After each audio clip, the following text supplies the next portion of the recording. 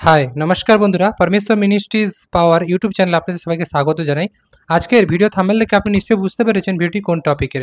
কারণ কি আজকে পরমেশ্বর শেখাবে বিশেষ বিশেষ ভাষা, অর্থাৎ যে ভাষার সহিত আপনি যদি ঈশ্বরের সঙ্গে কথা বলেন আপনি যেমন আত্মিক ব্লেসিং পাবেন, ঠিক তেমন আপনি পরমেশ্বরকে খুশিও করতে পারবেন। আর পরমেশ্বরের ইচ্ছা যেন আপনারা বিশেষ বিশেষ ভাষায় বা অন্য অন্য ভাষায় আপনারা পরমেশ্বরের সঙ্গে কথা বলেন। কারণ কি অনেকেই কমেন্ট করেছেন এর আগের ভিডিওতে, আমি বারবার বলেছি যে কেমন করে পরমেশ্বরের সঙ্গে আপনি অন্য অন্য ভাষায় বা বিশেষ বিশেষ ভাষায় কথা বলতে পারেন। আর অবশ্যই এই ভাষা শিখতে গেলে আপনাকে কি করতে হবে বা এই ভাষা কেন শিখতে হবে বিশ্বাসীদের, এটা কেন প্রয়োজন, যারা পরমেশ্বরকে জানে যিশুকে জানে তাদের কেন প্রয়োজন বিশেষ বিশেষ ভাষায় ঈশ্বরের সঙ্গে কথা বলার। কারণ কি ঈশ্বরের ইচ্ছা এটাই যেন আপনারা ঈশ্বরের সঙ্গে কথা বলতে পারেন, অর্থাৎ পরমেশ্বরের ইচ্ছা আর আমাদের ইচ্ছা যেন এক হয়। পরমেশ্বরের ইচ্ছা এবং মানুষের ইচ্ছা যখন এক হবে তখন পরমেশ্বর পিতা আপনাদের জীবনে আত্মিক সে আশীর্বাদ দেবে, যে আশীর্বাদ আপনাদের জীবনকে সঠিক ওয়েতে চালিত করবে যিশুতে। ঠিক আছে, তাই আসুন অন্যান্য ভাষা বিশেষ বিশেষ ভাষা কেমন করে শিখবেন, আর অবশ্যই ভিডিওটি দেখতে হবে শেষ পর্যন্ত, ঠিক আছে? তাহলে আপনি বুঝতে পারবেন। কারণ কি বিশেষ বিশেষ ভাষা এটা হলো এমন একটা ক্ষমতা বা আত্মিক বরদান যা পরমেশ্বর তার ওয়ার্ড থেকে দেয়, অর্থাৎ ঈশ্বরের ওয়ার্ড থেকে, ঈশ্বরের বাক্য থেকে এই আশীর্বাদ আপনার জীবনে আসবে। যেদিন আপনি যিশুকে গ্রহণ করেছেন, পরমেশ্বরকে গ্রহণ করেছেন, বিশ্বাস করেছেন, স্বীকার করেছেন এবং আপনি পবিত্র আত্মায় অঙ্গীকার হয়েছেন বা আপনি বাপ্তাইজও হয়েছেন, এটা আপনার উপর ডিপেন্ড করে। যখন আপনি এই দুটো কাজ যে কোনো একটা কমপ্লিট করবেন, অর্থাৎ আত্মায় অঙ্গীকার করেছেন বা আপনি বাপতিজম নিয়েছেন, এই দুটোর মধ্যে যে কোনো একটা আপনাকে করতে হবে। কারণ কি পরমেশ্বর রাজ্যে পৌঁছতে গেলে যিশু বলে তোমাদেরকে আত্মায় নতুন জন্ম নিতে হবে। মায়ের গর্ভে তো আপনি জন্ম নিয়েছেন, কিন্তু সেটা আপনি শারীরিকভাবে জন্ম হয়েছে, কিন্তু আত্মায় আপনাকে জন্ম নিতে হবে এবং আত্মায় নতুন জন্ম নিতে হবে। আর যদি না আত্মায় নতুন জন্ম না নেন কখনো আপনি পরমেশ্বর রাজ্যে প্রবেশ করতে পারবেন না। কারণ কি এটা ঈশ্বরের রাজ্য, আর এখানে প্রবেশ করতে গেলে আপনাকে মাংসের দ্বারা নয় আত্মার দ্বারা আপনাকে প্রবেশ করতে হবে। অর্থাৎ আত্মায় নতুন জন্ম না নিলে, আত্মিকভাবে আপনি আপনার জীবনে সেই অভিষেক, আত্মিক অভিষেক না প্রাপ্ত করলে আপনি কখনো পরমেশ্বরের রাজ্যে পৌঁছতে পারবেন না বা ঈশ্বরের গভীরের বিষয় কেউ বুঝতে পারবে না। অর্থাৎ অনেকে আছে যারা বাইবেল নিয়েছে কিন্তু পরমেশ্বর বলে তারা বাইবেলের অর্থ বুঝতে পারছে না। কেন পারছে না? কারণ কি তারা বাইবেলের যে অর্থ, বাইবেলের যে বচন শব্দ, এগুলো কবিতার মতো পড়লে হবে না। এগুলো আত্মিক অভিষেক যখন আপনার জীবনে থাকবে, আপনি যখন ঈশ্বরের আত্মায় নতুন জন্ম নেবেন, তারপর আপনি গভীরভাবে বাইবেলকে বুঝতে শিখবেন। যেমন একটা শিশু ধীরে ধীরে মায়ের গর্ভে যেমন বেড়ে ওঠে, ঠিক তেমন আপনি যখন ঈশ্বরকে জেনেছেন, যিশুকে জেনেছেন, প্রথমে আপনি কিন্তু সেই ছোট্ট শিশুর মতো কি আত্মিক, অর্থাৎ পাওয়ার পবিত্র আত্মা আপনার মধ্যে প্রবেশ করেছে। আর তখন থেকে আপনি পবিত্র আত্মা আপনাকে ধীরে ধীরে ধীরে ধীরে আত্মিক জ্ঞান, অর্থাৎ পরমেশ্বরের ব্যবস্থা অনুযায়ী যেসব জ্ঞান ঈশ্বরের ওয়ার্ড থেকে আসে সেই জ্ঞানে আপনাকে আত্মাকে ভরিয়ে দেবে। যখন আপনি সেই আত্মিক অভিষেক প্রাপ্ত করবেন এবং আত্মিক বরদান আপনার জীবনে আসবে, অর্থাৎ আত্মিক অভিষেক না থাকলে আত্মিক বরদানও আসবে না। তাই অন্যান্য ভাষা, বিশেষ বিশেষ ভাষায় কথা বলার ক্ষমতাও তখন আপনার আসবে যখন আপনি আত্মিক অভিষেক পুরোপুরি প্রাপ্ত করবেন। অর্থাৎ যিশুকে জেনেছেন, বিশ্বাস করেছেন, পরমেশ্বরের গ্রহণ করেছেন, ব্যাস আপনি পরমেশ্বরের সঙ্গে কথা বলতে পারবেন? কখনো নয়। আপনাকে পবিত্র আত্মায় অঙ্গীকার করতে হবে বা বাপতিজম যেটা রয়েছে পবিত্র আত্মার নিয়ম, পরমেশ্বরের বাইবেলের নিয়ম, সেটাকে আপনাকে পালন করতে হবে। তখন আপনি ঈশ্বরের সঙ্গে ডাইরেক্ট কথা বলতে পারবেন এবং সরাসরি বিশেষ বিশেষ ভাষার দ্বারা পরমেশ্বরকে খুশি করতে পারবেন এবং পরমেশ্বরের ইচ্ছাকে বুঝতে পারবেন। ঈশ্বর আপনার মধ্যে আত্মাতে তার ইচ্ছাকে ডালবে। ঠিক আছে, তো এইভাবে আপনি ঈশ্বরের সঙ্গে কথা বলতে পারবেন। আর অনেকেই আছেন যারা অন্যান্য ভাষায় কথা বলতে চান কিন্তু পাচ্ছেন না, তাই আমি আপনাকে বলবো আপনি অঙ্গীকার করুন। যদি আপনি অঙ্গীকার করে থাকেন তাহলে অবশ্যই পরমেশ্বর আপনাকে খুব শীঘ্রই এই ভাষায় কথা বলার ক্ষমতা আশীর্বাদ করে দিয়েছে যিশুর নামে।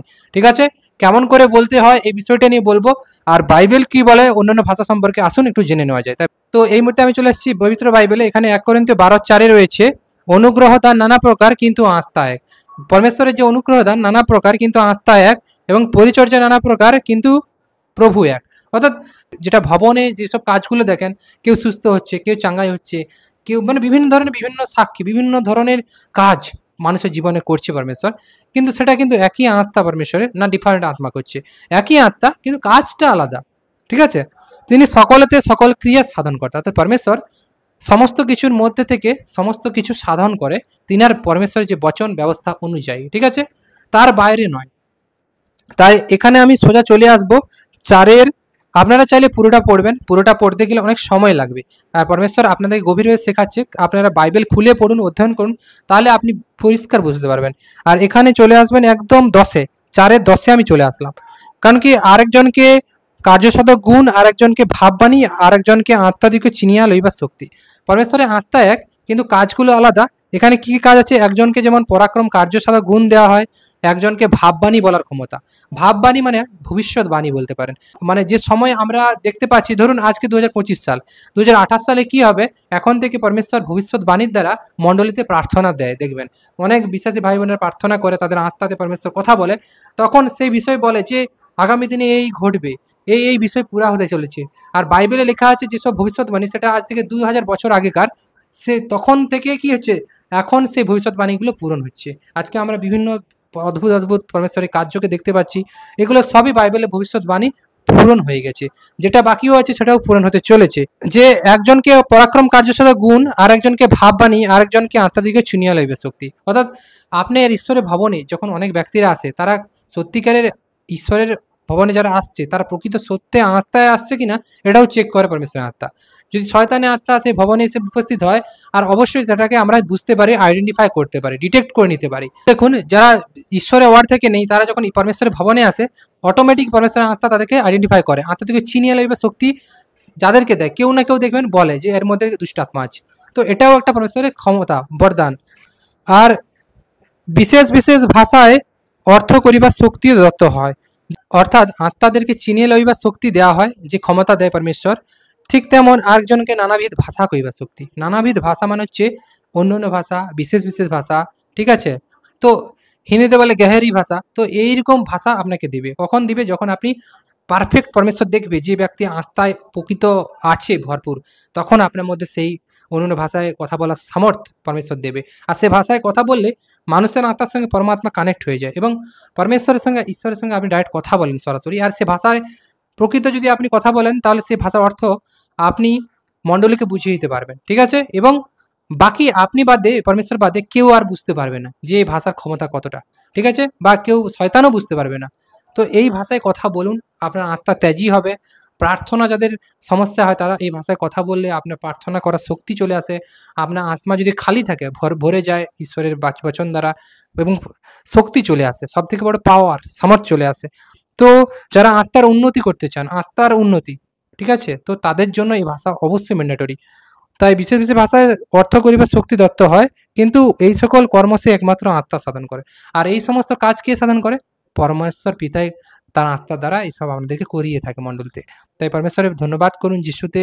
পরমেশ্বর যেটা বলে শুনে চলুন, পরমেশ্বর খুশি হবে। আর পরমেশ্বর খুশি মানে আপনি খুশি, আর আপনি খুশি থাকলেই ঈশ্বর খুশি। তাই পরমেশ্বরের ইচ্ছাকে আমরা যেন পালন করি, পরমেশ্বরের ব্যবস্থাকে পালন করি, এবং বিশেষ বিশেষ ভাষায় কথা বলি। হ্যাঁ, ঈশ্বরের ইচ্ছা এটা, ঠিক আছে? ঈশ্বর নয়, পরমেশ্বরের ধন্যবাদ। আর কেমন করে কথা বলতে হয়, কী কী ভাবেও করতে হয়, পরবর্তীকালে ভিডিও আসবে, অবশ্যই চোখ রাখুন চ্যানেলে। যিশু নয়, পরমেশ্বর ধন্যবাদ। এখানে শেষ করছি, আবার দেখা পরবর্তী কোনো ভিডিও নিয়ে। আমেন। Praise of Lord.